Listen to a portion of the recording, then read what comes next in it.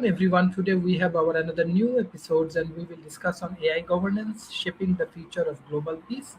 We have our world famous speaker Mr. David Smith, Mr. Rob Enderley, Madam Colin, and Madam Ali Rice. My first questions to Mr. David Smith: how you want to define this AI governance shaping the future of global peace?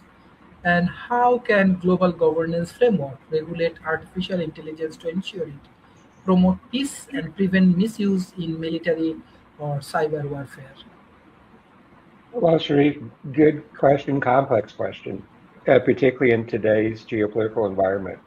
You know, governance frameworks can really play a decisive role in looking at AI becomes a force for stability rather than a force for disruption. And even though you queued this up as a global governance framework have to be made up of the local frameworks that are harmonized with a global governance framework. Because most of the laws, most of the actions take place locally versus on a globally scale. So you have to really attack it from both of those ends to be there. The challenge in this area, though, Dr. Shreve, is that AI evolves faster than what we have traditionally seen when we look at things like arms control agreements, uh, different international governance things which take years and sometimes decades to put in place. And AI is much faster than that.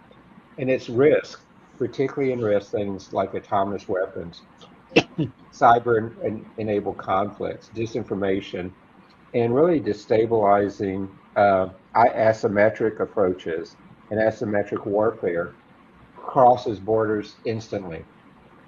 And effectively, governance then in a governance framework requires a layered, multi actor architecture that really takes into account safety, transparency, and accountability, and is something that has to be accepted and acted upon by all of the stakeholders, all the players in artificial intelligence and in governance and within the whole ecosystem.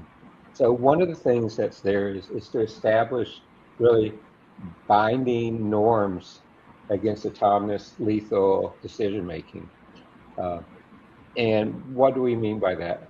It's to prohibit autonomous lethal weapons to operate by themselves without any meaningful human control. So what it's called is to require human in the loop or human on the loop for AI oversight that looks at targeting, escalation decisions, and others like that. And it should be a mandated accountability. And this kind of mirrors what we traditionally have used for the logic of nuclear command control safeguards.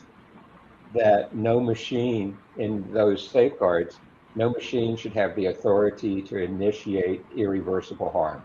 So that's one thing there. The other thing the framework should do is create international standards for AI safety, for testing, for red team, blue teaming, and really look at how AI should be used in the high risk domains, uh, in lethal decisions, in cyber defense, and intelligence analysis, early warning systems. And you really have to, in these standards, really stress test them about whether they're good on their own or can they be manipulated by adversaries. And we've seen some of that with the conflict right now happening in the Middle East, where AI and cyber activities have manipulated a lot of things there. We also had to build cooperative mechanisms for the cybersecurity uh, because AI-driven systems, particularly as they begin to approach more general intelligence, pose unique threats because they can scale, they can self-propagate, they can create information, they can hallucinate, and they can actually take on the feelings of their creators and produce bad decisions by that output that way. And so it's one of them that's there. There's been talk lately about really how can we build the cyber equivalent of what was used during the Cold War of the web phones, the hotlines, to prevent accidents from becoming even more crisis. As we've talked over the years, Dr. Speak, about AI, we have to promote transparency.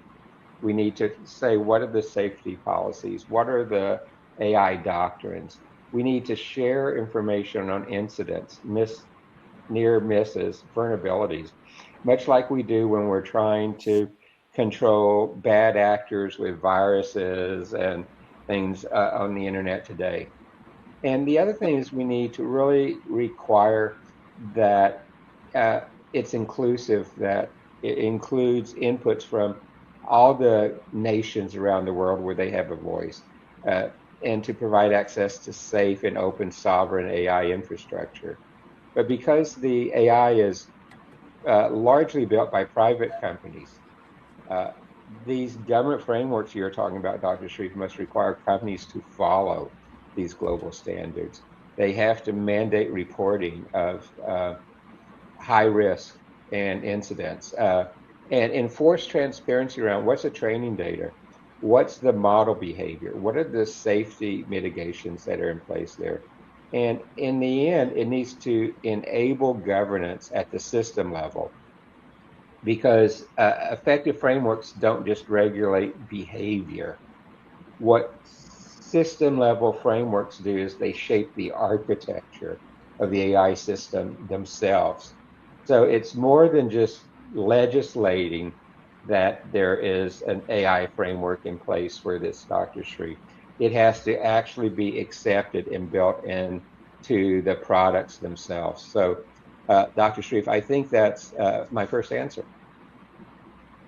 Yeah, thank you. Mr. Rob, how you want to define this AI governance, as well as what's your response on this question? How can global governance framework regulate artificial intelligence to ensure it promote peace and prevent misuse in the military or cyber warfare?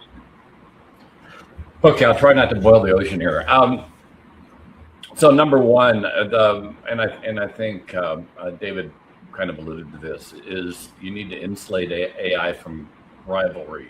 Organizations like the G20 have already worked to insulate AI governance from broader security and economic rivalries, but we need to push that forward. The idea is AI kind of needs to be a resource for all, and too much competition between the AI engines, particularly when it comes to doing things like OpenAI is doing by removing the ethical guardrails, can become problematic. A lot of the problem with AI right now, our companies are rushing to improve the product's performance without assuring the product's compliance, and so you see that mostly, I think, with OpenAI and ChatGPT at the moment, which is why ChatGPT has been historically relatively unreliable. Though Grok's not much better, and both of them have an issue with guardrails. So you want to make sure that AI companies are focused on improving the product quality over quantity, I guess is what I'm kind of arguing. But right now we've got a serious quality problem because the focus is on overall performance, and Anthropic stands out as a counterpoint because they're maintaining the guardrails, but clearly the U.S. government is trying very hard to get them to blow those guardrails up, which would be problematic. Also, you need to have a focus on security by design, safety by design. The idea that creating a compliant, safe, trustworthy AI is the underlying goal. Having the AI be able to replace a whole crapload of workers and job types should be tertiary. In fact, I'm one of the folks that argues that probably shouldn't be a goal at all. AI should initially be focused on helping people perform at higher levels, improving the quality of work, as opposed to fundamentally reducing the cost of work, so that humans are no longer a viable part of the ecosystem. I think, by the way, I think replacing people with robotics and AI at scale is problematic. Here in the U.S., we just had the jobs report, and jobs are down very sharply. A lot of them in the technology space, and it's being attributed to a number of things, tariffs, but also the implementation of AI, and that can be problematic. You have a lot of people that are unemployed. Who's buying the goods? How are you maintaining law enforcement? I mean, suddenly you could find yourself in a police state, which could be problematic. David also mentioned warning systems. One of the things that AI can do is monitoring satellite imagery, particularly when it's disputes over resources, and doing that at a global level, so you can anticipate problems before they occur and perhaps diffuse wars before they happen. And so their AI can perform a fairly significant role, but as we'll get to in the earlier questions, having an organization that's strong enough to provide the level of enforcement needed is something that we lack at the moment. So assuring that AI is used for good is a fundamental goal of assuring governance. And that's it for me for this round.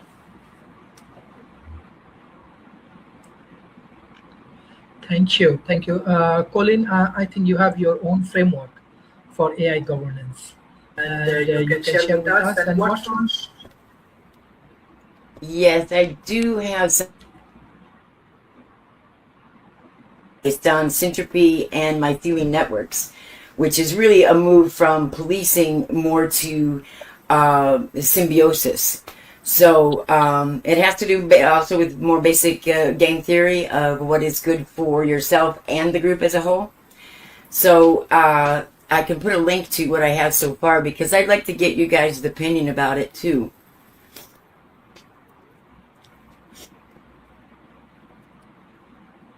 If you would take a look at it,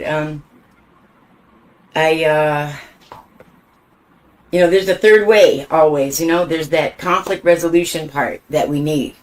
There is a way to go to biocentric parity, which is the safety of all beings. And what I have found in the systems that I am engineering right now, I'm able to have that as a metric, safety of all beings.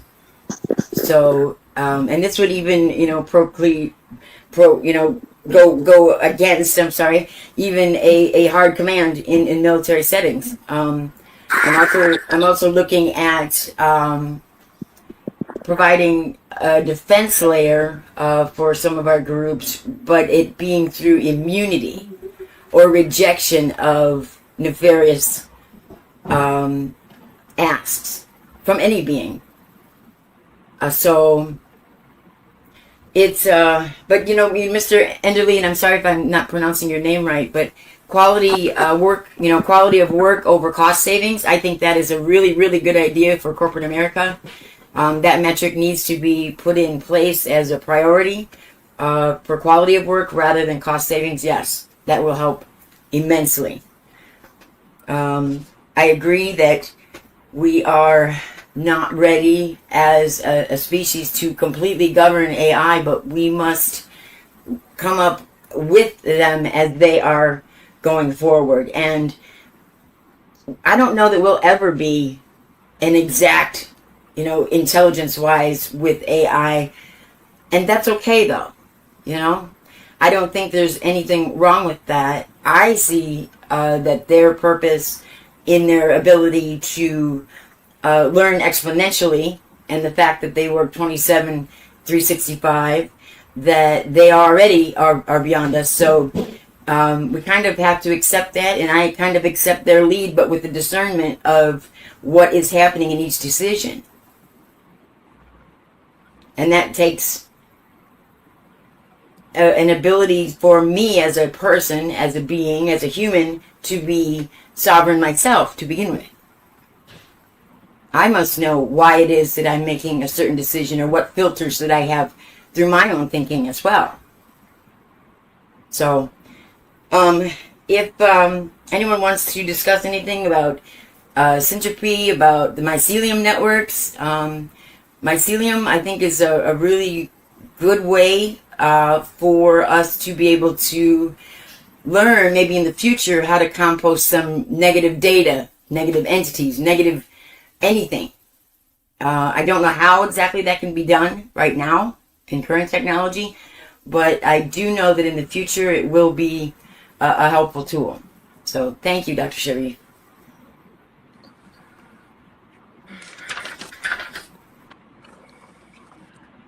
Thank you. Ali, what's your response? What role should international organizations like UN plays in establishing ethical standards and accountability for AI development and deployment?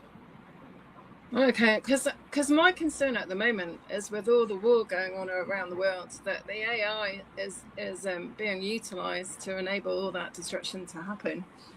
So I, as always, I'm quite cynical about governance of AI, and I think the thing is that we need to have good leaders that are making good decisions. And at the moment, from my research, to be honest, it's all about resources, and from what I read, that there's an ongoing war between America and China about who's the most powerful, and AI is one of the things that's kind of making it's a massive change, and what Trump's done at the moment is actually kind of a coup on the resources and the energy that China had, because it got most of its oil and its power from Iran and Venezuela, and in doing so it means that America will, from what I read, will have basically have to override the power that China had in the AI race, so they'll be 20 years ahead or something. So I just think for me, when human beings are losing their lives and children are getting killed, I don't understand why AI's even given the power it has to destroy humanity, and because I think the thing is that people like Trump have no sacred value for human life, wherever they are. So for me, it's really troubling. So yeah, and so I haven't really answered your question, other than the fact that it's not just about tapping resources anymore, is it? It's a constant competition to see who's the most powerful. And from what I read as well, that essentially from what Trump's done, that people are going to have to choose whether they deal with America or they get supplied by China, because you won't be able to do both things anymore, because there's just a massive gaping hole, and it's just horrendous what's happening. So for me, I just think that governance has to be conscious, and it's even in the UK. Our Prime Minister hasn't backed Trump because he hasn't agreed with what's going on. And essentially, so I think it's really easy to be in a place and think, if you're safe and you're not at war, then I'm all right, Jack. But everyone else that's affected, they're so far away that it doesn't impact you. And it should. So for me, I worry about having this global governance. And essentially, like local governance and national governance, there's so much stuff that's changing, and for me, COVID in 2020 was a reset, and I thought that was the only thing that was going to happen. And essentially for me, it's just a massive, huge assault on people. It's like fear-mongering and one narrative, and for me, as I think people have to start making good choices. And people power needs to change things, so that the systems are all broken, and people need to look at different ways of working. So I think the thing is that innovation should be based about it shouldn't be about power. It should be about enabling people to reach their potential, that individually and as a collective they can work together, and that's not what's happening. So I don't know whether it's just frustrating to me that that all of this is going on, and in this day and age, that's not what should be happening.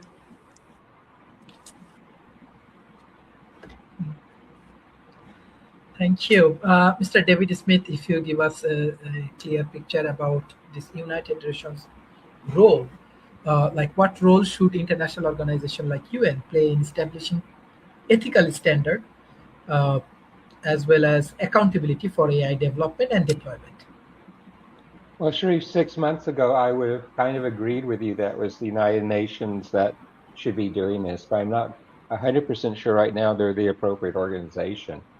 Because what you need with this is someone who can guide the development worldwide, including human rights, transparency, non-discrimination and fairness, and safety and reliability.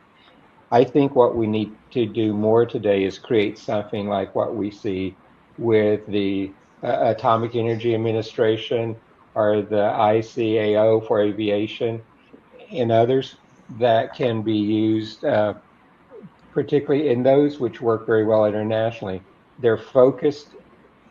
They're focused on the mission they have there. They're focused on the stakeholders, and that would work really well there.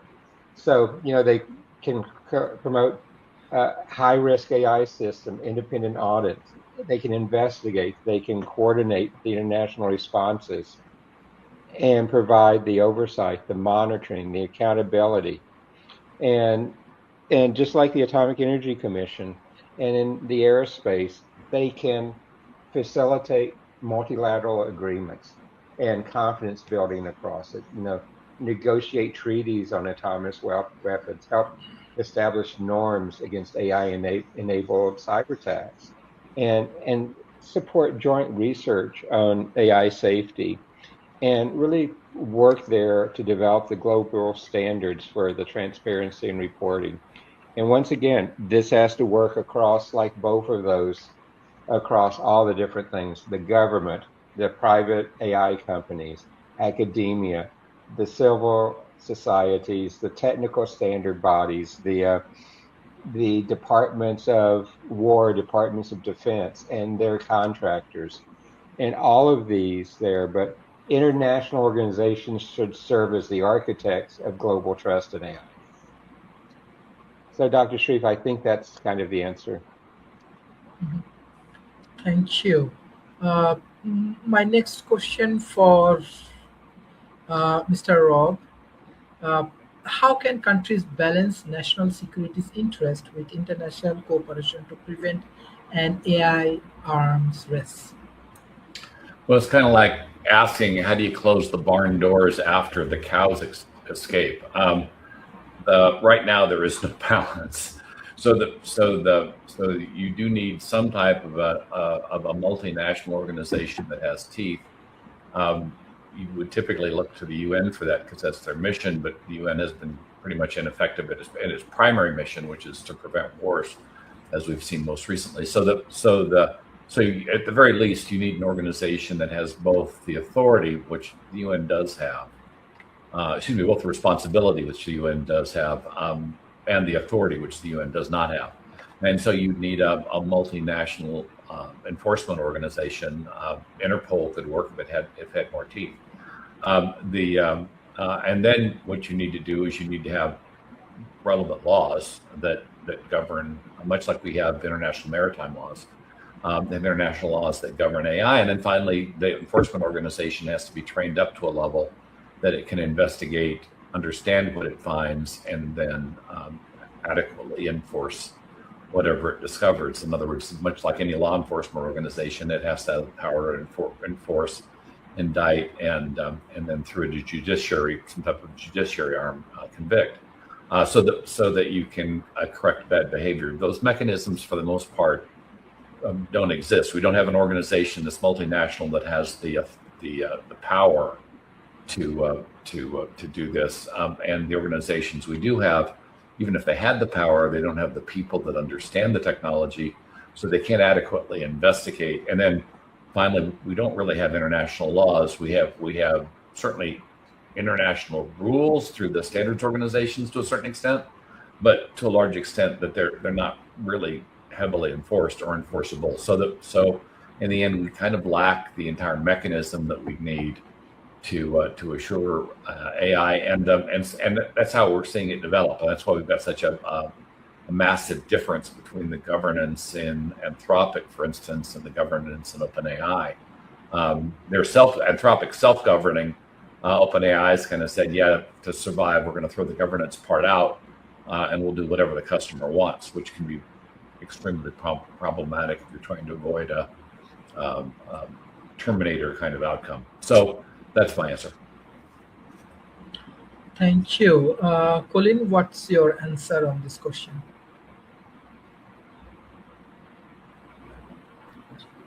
Well, I agree with Mr. Enderley, if I'm pronouncing it right. The balance, I really don't think it's there at all, and I don't know that it's even achievable. It's even a possibility. Harmony might be a closer word at some point, but first, yeah, we need to get the global governing body that's going to be able to have those different arms and aspects of it. Regarding the policing side, yeah, that's where the issue for me is. I don't know how to quite continue our same attitudes with policing in that same sense that we would need to deal with AI on its own terms as we need to. But I do know I was approached maybe about a year ago now by a representative of a group out of the UAE who had their own decentralized organization, a global organization with their own about 15 SDG type goals as well. So I hadn't thought about this until I was hearing you speaking about it, sir. So I was thinking that I might try to contact them and see what's happening with their organization, because when I had first looked into it, they looked fairly promising, but I'd like to see if they've made any progress recently, because I agree with you about the UN.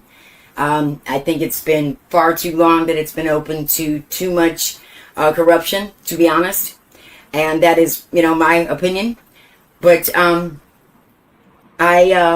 also know that there are good people within the UN as well. So it's going to take, a lot of different people to be able to do this. And we need to get together quickly. So, yeah, I will see what's happening with that other organization. Thank you. Thank you.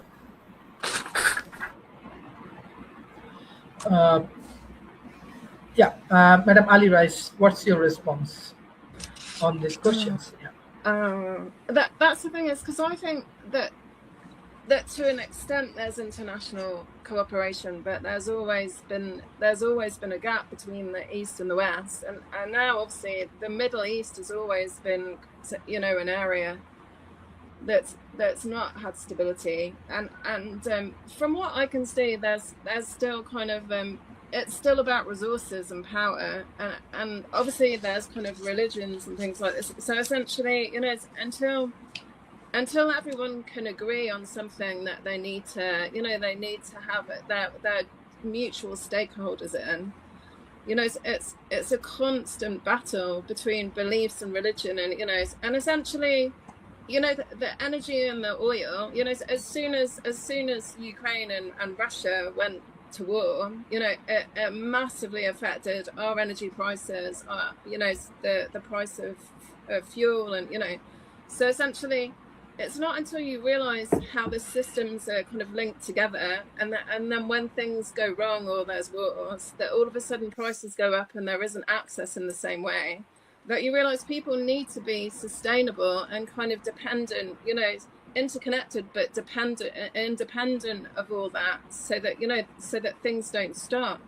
And essentially, in 2020, my husband had been doing lots of dark research for several years beforehand, but I think essentially from my view, the systems were broken, education system, finance system, and essentially that reset's still happening, and there's a battle of powers as well, and essentially from what I've read to do the research on this, that the race is really against who's more powerful, America and China. And essentially, obviously, China used to take all of our rubbish and produce all these goods, and now they've got new wealth.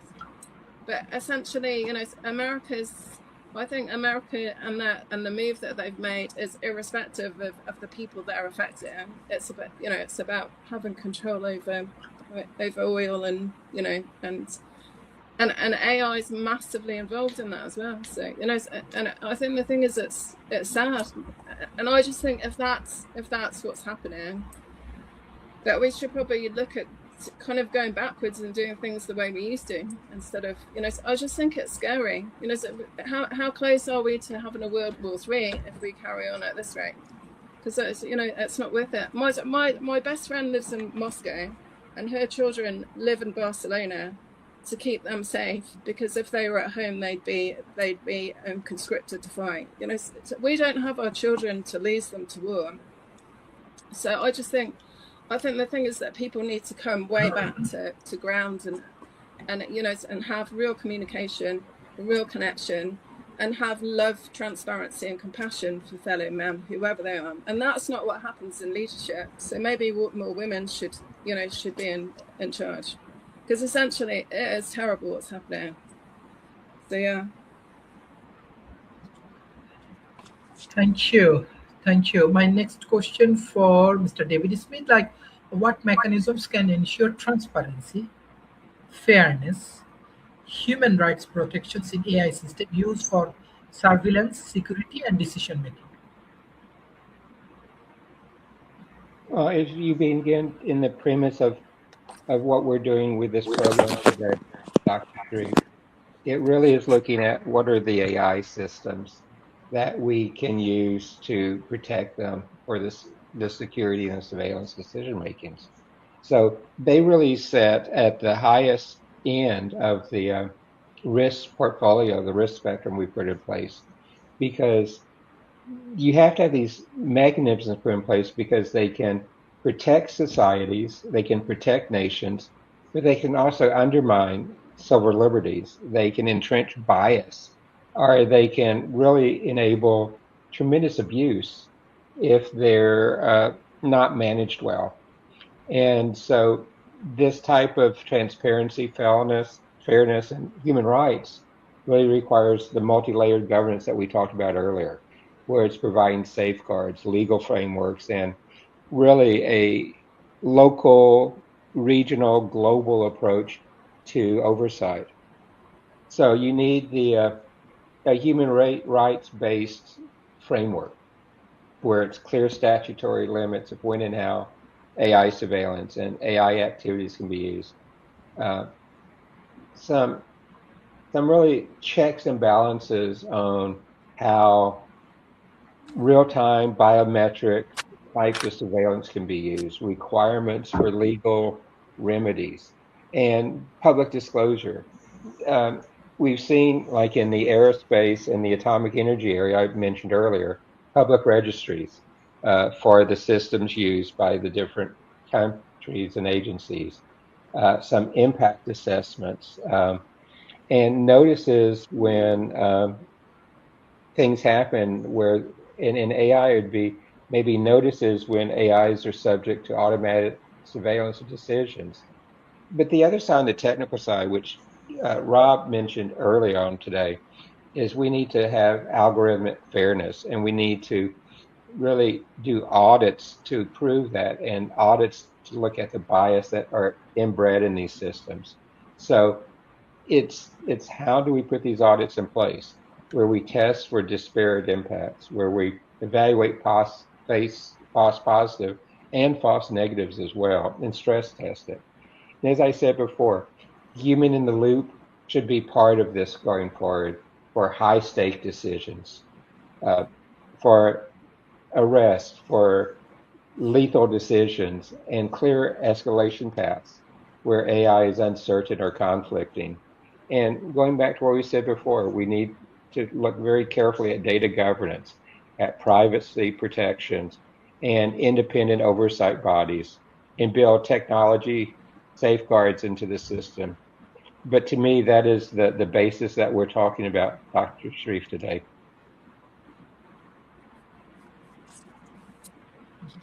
Thank you. Mr. Rob, what's your response on this question? What mechanism can ensure transparency, fairness, and human rights protection in AI system used for surveillance, security, decision making? Okay. Well, let's look at surveillance, security, and decision making, and drill down on kind of decision making. One of the things that can be done is to create, I think I mentioned this earlier, early warning systems. One of the issues we've got is we tend to be reactive when a global event occurs. And AI can be very predictive and can anticipate global events, particularly global events that are tied to resources. And that allows you to position either military assets or resources against the problem, depending on the decision that's being made and which decision is most viable and within the best interest of the constituents of those making the decision. So AI can be very predictive, and as a result, it can prevent problems that otherwise would occur. One of the areas it can be very effective in is predictive diplomacy. Like when you have two entities, say two states, that are attempting to negotiate, you can use natural language processing to fully determine the nature of the negotiations. In other words, you have two states coming together. Often they use different languages. They have different ways of approaching a negotiation, and they have different tells in terms of body movements regarding whether or not they're serious, they're worried, they're scared, whatever. Those things can often be lost in translation. AI can create a bridge, and so not only can allow two parties to better communicate with each other, even though they don't share common language, but can also, by analyzing the negotiation methodology of the other party, allow the negotiating party to better present their case and perhaps have a higher degree of success. Certainly in the future, whatever negotiator does not have access to a competent AI is going to be at a very significant disadvantage in negotiation. So using AIs to both identify problems before they occur, and remember, AI has proven very effective with regard to simulation and even showcasing what the outcome of a particular event is. I'm convinced if governments fully understood the outcome of the wars that they start, they never start them, because the collateral damage always exceeds the cost, and the collateral damage always exceeds initial estimates. And so being able to just adequately simulate the result of the decision could go a long way to assuring better decisions, and mitigating a lot of the collateral damage. And so it can be used as an early warning system, and it can be used in the process of diplomacy to improve the effectiveness of that diplomacy and effectively reduce the incidence of war.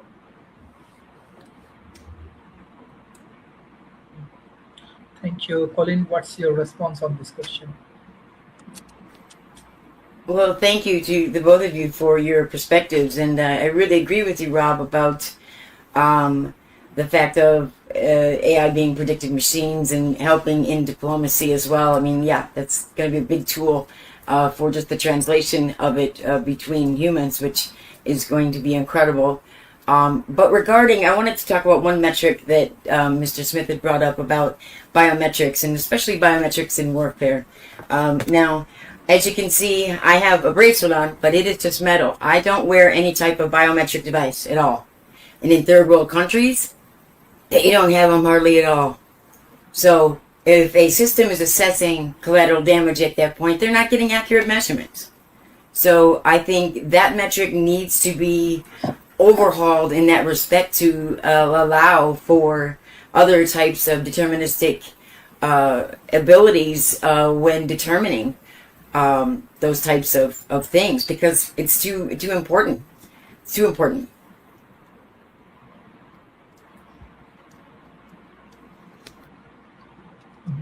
Thank you. Ali, what's your response?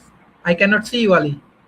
I can. What mechanisms to ensure transparent assurance and human rights analysis and used for surveillance security? We can see you now.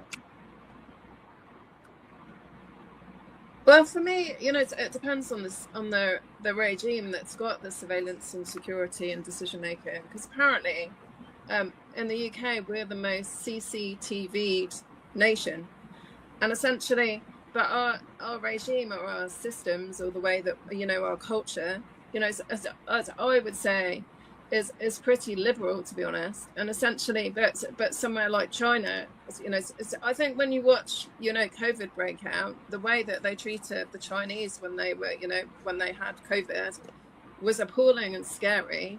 Whereas, so I think the thing is that obviously, and it's all nations, that different cultures behave in different ways, and their surveillance and their systems need to be appropriate to the culture, that. Or do they? Because I think to a certain extent there needs to be a humanity and a compassion behind whatever happens. And essentially, when I did my GCSEs, which are the first exams you do at 16 in England, one of the books I studied was 1984. And essentially, what worries me is we're not too far away from that Orwellian kind of existence, really. And essentially, I think technology is incredible, but it's the same as any tool. It's the way you use it depends on it and determines whether you have a good impact or a bad one. And essentially, and one of my cousins actually lives over in the UAE, so he's over in Dubai, and I think even he's seen the reports from the BBC, but his experience on the ground living there isn't the same. So I think the media is really good at upping the ante and making everyone fearful and scared, so essentially, and it makes good news, but essentially people need to know the truth and kind of be able to operate with a calm and collective mind. And essentially I think the news is great at giving lots of bad news and not particularly bringing up all of the good things that are happening in the world. So essentially I think, as you said, as with the AI as well, there needs to be less bias and more truth, and more kind of more demonstrations of best practice and impact that is affecting like third world countries that are improving their their cultures and their communities. And so I think the thing is the focus needs to change, because at the moment we're surrounded by all of this horrendous kind of, and I think it makes all these catastrophes make great news and we all love it, but so if you're part of those, if your relations or part of those people that are affected, it's not a game and it's not a film, it's it's scary. So I think the thing is there needs to be, as I always think, there have to be ethical, moral kind of codes that that they go by, so that people are protected.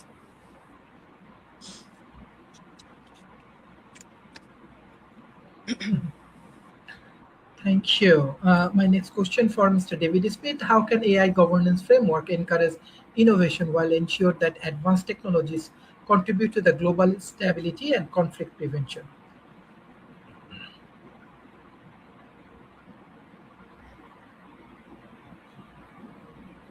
Dr. Sharif, great question, and particularly how the fact that innovation is what helps drive the world today and going forward. And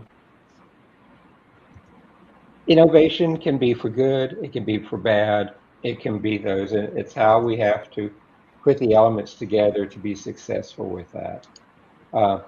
So AI governance frameworks don't have to choose between innovation and security.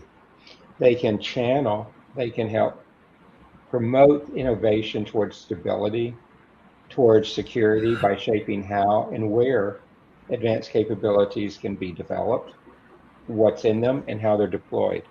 So it's really a risk tiered type of regulation you have to put in place. Different rules for different risks.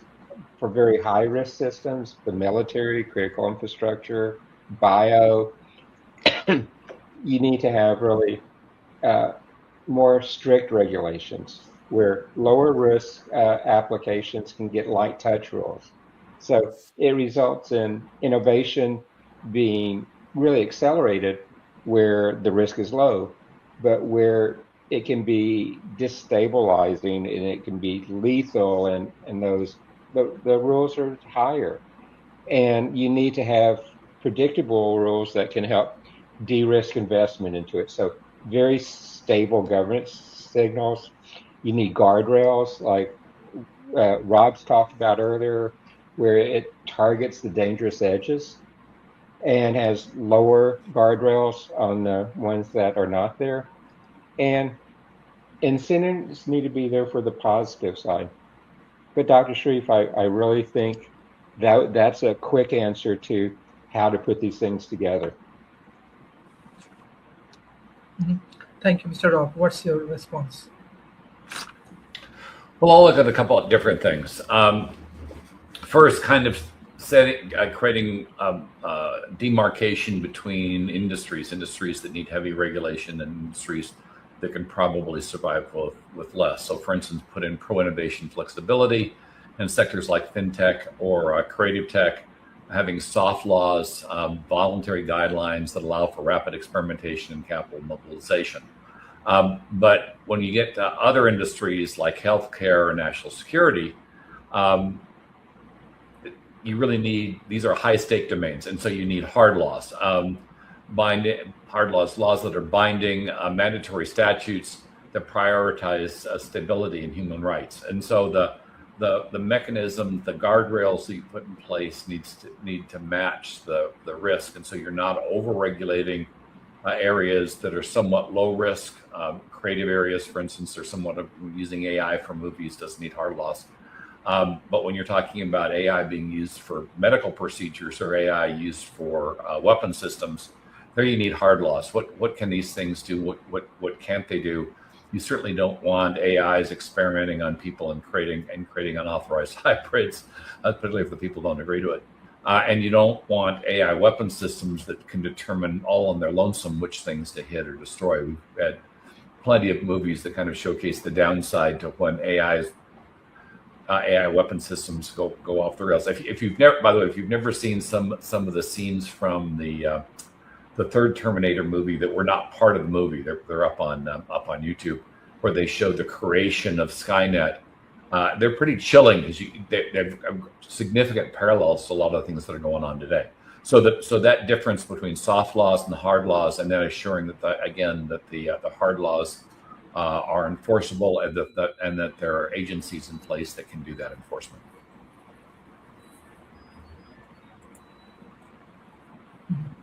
Thank you. Colleen, what's your response?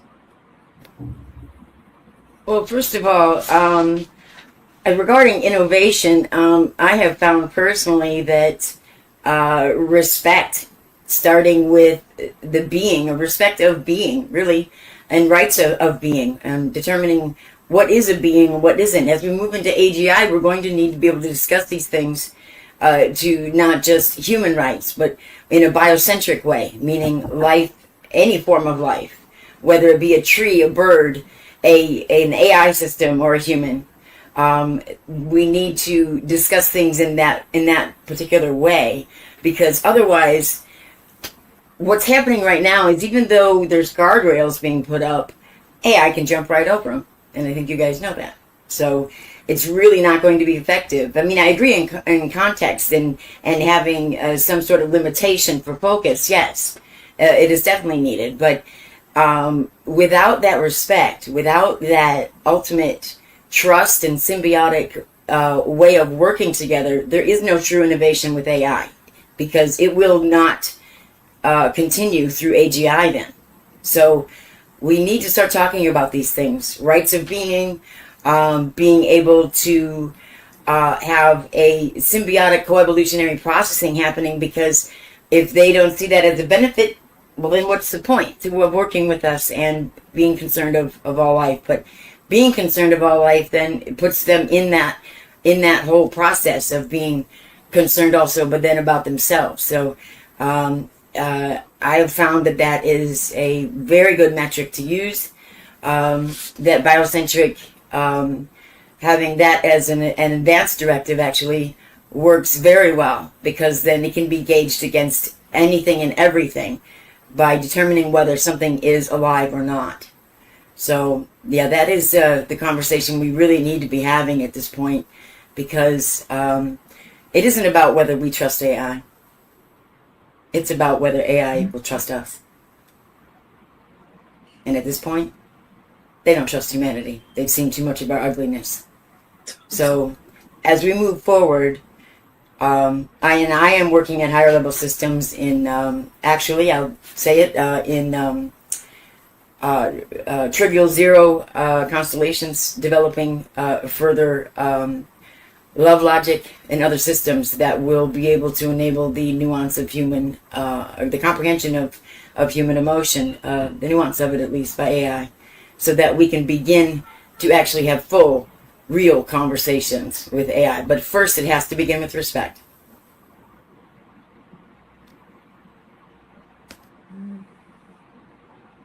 Thank you. Ali Rice, what's your response? Oh my goodness. For me, because I just don't see AI as an entity in itself, and essentially, I think the thing is that we need to respect other human beings wherever they are in the world first, and and that doesn't seem to be happening either. So I think the thing is that.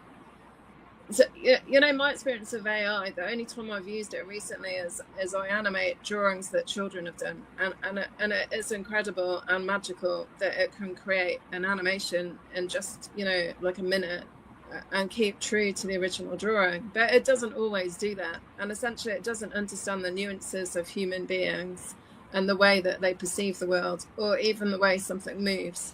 So essentially, I think I do actually, for Colleen, I definitely think that all living beings should be honoured and respected. So, but I don't put AI in that bracket, and I never would. So essentially, and I just think if we're not careful, we've created this big monster that that will kind of be the end of us. So and it's very clever what it's doing, but I don't think it's necessary. I just think it's humans trying to push the boundaries to see how far it'll go, until ultimately, well, hopefully that it doesn't destroy us. But I just think I think that there's, as I always go back to be honest, in 2020 I did lots of training, and I realised just how intuitive I was. And I think that the one thing that we don't do is we don't tap human potential. And I think we're incredibly powerful. I'm an artist and always have been. And I think the thing is that we're all creative, and we all create our own reality. And essentially, most people are, I've worked in education for over 30 years. And a lot of people go through that system, and instead of discovering their genius, they're actually diminished and don't feel worthy and don't feel important. And one of the reasons they do that is they haven't necessarily discovered their gifts and talents, or they've been made to feel stupid and inadequate, and if they've got a poor family foundation at home as well, then they get lost in the system. So I think the thing is that there's so much that needs to change. And to be honest, I find it really hard that I know that AI is not going away, but I find it hard that there's so much such distraction, and so many people that have lost their lives in the last few years, and all the wars that are going on, that that we should know better, and we need to kind of take a step backwards to kind of reanalyze everything. And money and wealth and resources isn't the be all and end all of everything, and the things that I admire, the things that are sustainable. So that people grow their own food, so, use solar panels. So the thing is that it's kind to people. Essentially that's where I come from, and in the long term, that's the only way that we can be in a healthy world. So essentially, I think the thing is that things need to change, and our priorities need to be different to the way they are now, because it's not, materialism is an insatiable desire, and if you spend your whole time thinking about what you can buy, you're never going to be satisfied. So you need to be. So I just think that for me, I've got two children. My eldest is just about to graduate from university, and he's at film school. And he's directed both two graduate films. He's script wrote, and has already been offered work to work on a documentary with the BBC. That's what's amazing, when people reach their potential. And I think the thing is that, why isn't the world looking at that? And and essentially, if AI frees up the laborious jobs that people do, so that they can reach their potential. But essentially, I think the thing is our priorities need to change. And the perspective, I think it's just gone out. And I honestly think it's the industry that pushes the boundaries. It's not, and people aren't making those choices. The big industries and the elite, one of the people I hate more than anyone is, what's his name? It's Bill Gates. So, I just think if anyone was taken out of the world, it would be good for him to go. So, so I just think the thing is that those people that have made massive impact, and make huge amounts of money, just don't care. That their sense of humanity isn't there. If you spend your whole time immunizing Africans to use them as guinea pigs, it's not funny. So yeah, so for me, it's just concerning. So I just think it's crazy that we'd think about AI being in the same bracket as anything else that was a sentient being. Thank you. Mr. Gholam Moshi, can you hear me? Mr. Gholam Moshi, Yes, good evening. I can you hear me? Sorry, I was a bit late to catch up. Can you discuss some point about AI governance?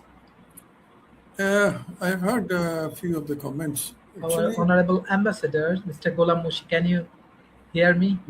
yes, I can hear you. Can you hear me? I have to go for concluding remarks. Mr. David Smith, what's your closing remarks for today?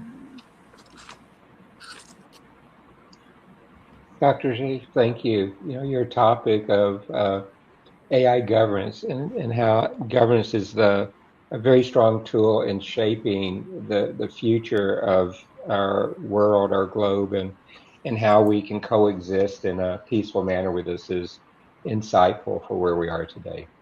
Now, if we look around the world today at the conflicts, we see AI used in many different ways, from mass surveillance to planning to actually execution, and in some places actually taking autonomous actions to take lives. So this is not something that's in the future, it's something that's happening today. And actions like this for establishing a framework to shape this global future are critical for our world, and it's something that Dr. Shreve, thank you for helping take the leadership to get us that way. So thank you. Thank you, Mr. Rob. What's your closing remarks for today? Well, woven through all my answers was this concept of having both authority and responsibility wed in the regulatory organizations that are put in place to assure that AI stays in the guardrails in those areas where it must stay in the guardrails. Healthcare and defense are two areas that we need hard guardrails for AI, because if it's off the guardrails, it can do an incredible amount of damage. I mean, AI should never, for instance, have full control over our nuclear weapon systems. That could be catastrophic. So assuring that we have a regulatory structure that can enforce the laws, both understand the technology and enforce the laws, and then also have governing rules that can be enforced, are going to be critical to assuring our future. And that's it for me. Thank you. Madam Colin, what's your closing remarks? Yeah, I do agree about global AI governance needing AI to have guardrails and safeguards, of course, and to prevent autonomous weapon systems as well. I totally agree with that. However, I do think that the biocentric method or metric needs to be within governance as well, due to the symbiosis that's needed with AI to be able to stay one step ahead, to be able to see what is really capable and what is really available, as long as you know the advanced directives of the AI that you're dealing with as well. So this, needs to transparency from the beginning. So, it does become a dicey situation, but we can do it with the right metrics of transparency, accountability, and safety. I agree with all of those things. It's just exactly how can they be accomplished. But I do know that adding that biocentric method really will help. Thank you, Madam Alibai. What's your closing remarks? One of the things that I did actually is today I read something that was written by a guy called Tariq, and I really believe that the corrupt few are making choices that poison land, sea, food, water, and air, and they use war as an engine of sacrifice and geopolitical gain. And by enrolling, when we pay our taxes, basically we're kind of culpable with the decisions that our governments make as well. So essentially, I think the thing is that the systems need to change. So, so that there's like a moral compass and a level of consciousness that isn't evident at the moment. And I think the thing is that I know in previous conversations that there's an argument to say that AI has a consciousness because we originally created and then it's evolved. But essentially, for me, at the end of the day, I think we need to protect humanity, and and also the cultures and the diversity of it, so that even though that there's one world, that everyone's entitled to their own beliefs and freedoms. And I think the thing is, if AI is going to support that, that's okay. But if we kind of try and amalgamate everyone together so they're all the same, that's not true. And I think the thing is, the diversity is the beauty of it. So AI needs to have respect and build cooperation so that we can all live together, it's in our own space in the world, and thrive and survive, and and be healthy and happy. So if AI can help us do that. But maybe if AI is not taking us towards that future, maybe we should question why it's even there. Thank you. Mr. Ghulam Moshi, can you hear me? I think you have internet issues. Honorable Ghulam Moshi. Yes. Actually, as I mentioned, AI should not take over governance and politics. Otherwise, they get involved in weapons, wars, and destruction. Thank you everyone for joining today's sessions, especially through this AI governance. We understand how this future of global peace work through artificial intelligence and what will be the framework. And thank you, Mr. David Smith. Thank you, Mr. Rob Enderle. Thank you, Madam Colin. And thank you, Madam Ali Rice. Also, Mr. Ghulam Moshi, he always supporting us. And I request all of our audience, please share our content with the government agency, corporations, and academia. Thank you. Bye-bye and take care. Thank you. Why don't you